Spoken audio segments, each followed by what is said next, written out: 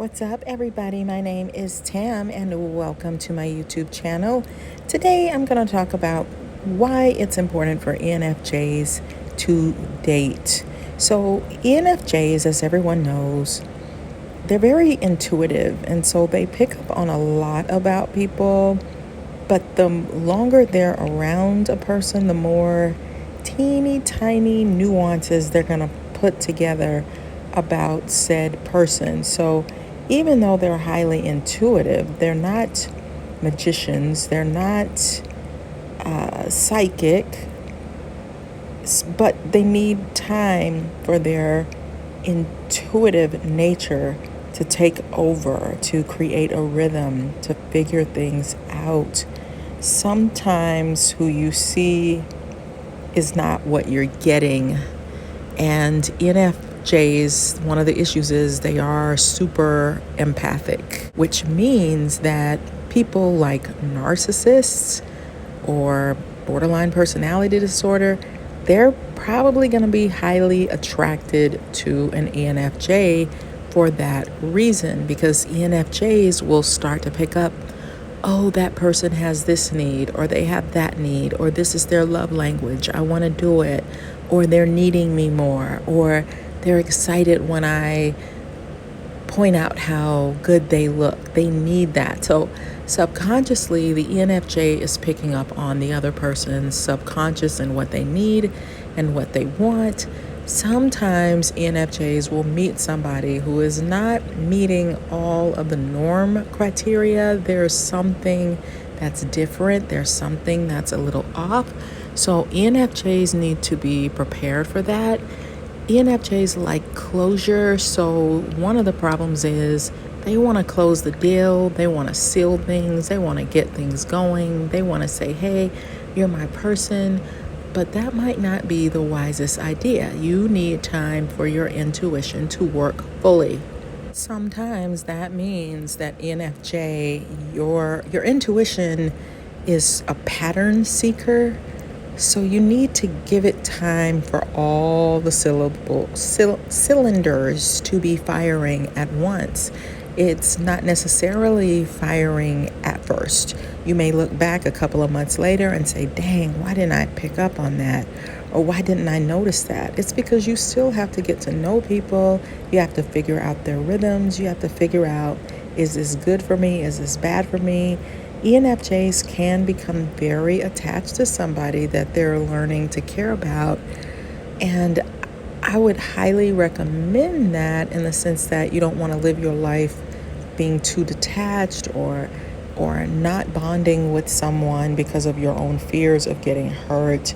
So it's okay to go for it, but also leave a little space reserved for if that relationship just isn't going to work. Because ENFJs like closure, they like things settled, they like harmony, they don't want to disappoint anyone, they know what the other person needs.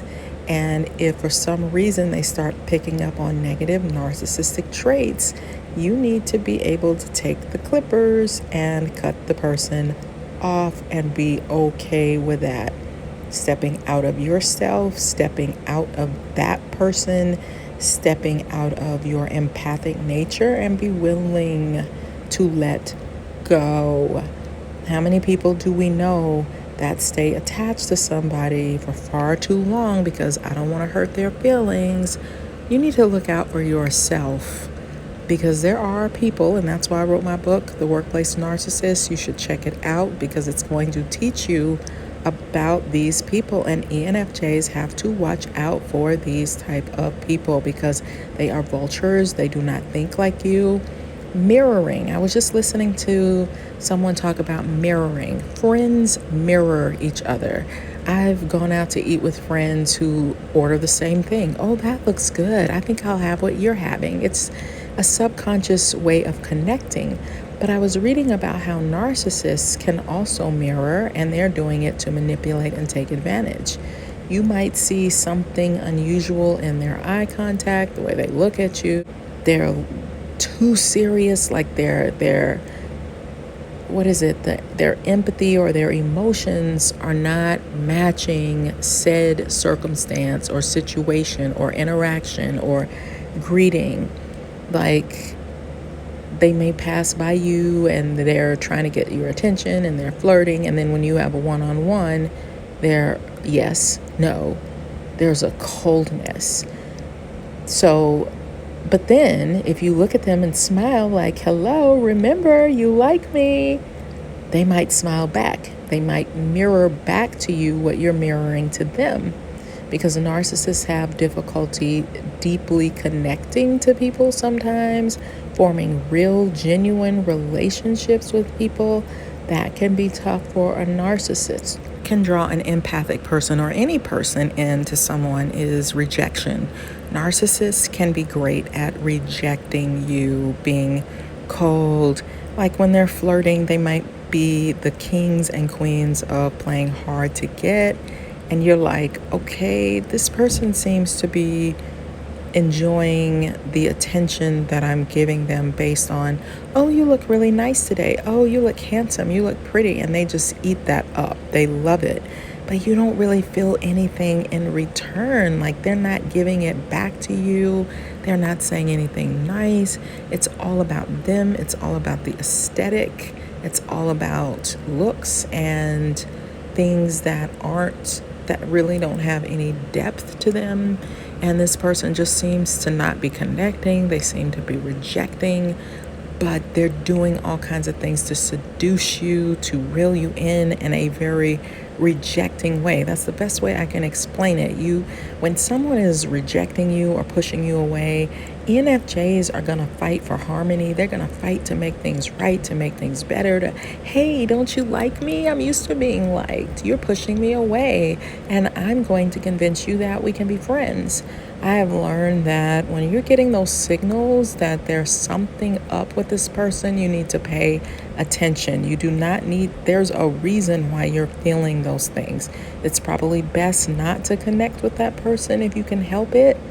And even if they are seducing you with their hard to get, before you dive deeply or commit to a relationship, you need to see, how does this person treat the wait staff? Do they park in the handicap parking and they don't have a handicap? Do they, look at just some of the little things. How do they interact with you? If you hand them a pen, for example, how do they hand it back? And I know that that's a small thing, but ENFJs pay attention to small things like that. Do they give it back to you roughly, like, here?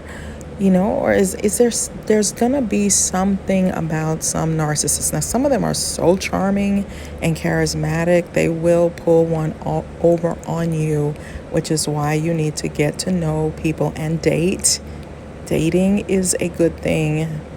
You need to do that, because people reveal things, and ENFJ's nature is to reveal things, uncover things. ENFJs will start to pick up on things that just don't make sense, that just aren't right, that just aren't adding up, and they may even try to explain it to other people, and other people aren't seeing it, but ENFJ is. So you need to be aware. Most people are nice and friendly and happy and fun, but dating, you need to do that anyway, so that you can figure out what you like, what you don't like, what you can tolerate, what you can't. What's chemistry for you might not be chemistry for someone else. There could be somebody, I listened to a lady on the radio this morning who was very codependent with her husband. She was trying to fix him, but it wasn't working. He had his own issues. He was attracted to someone else, and instead of going with that, she was, I understand he's been through a lot, he's seen a lot, his mother didn't treat him well, and she's making all these excuses and hanging in there with him, and I want him to know that I love him and I understand, and he won't let me in, and I'm trying to fix him. Well, people have to fix themselves.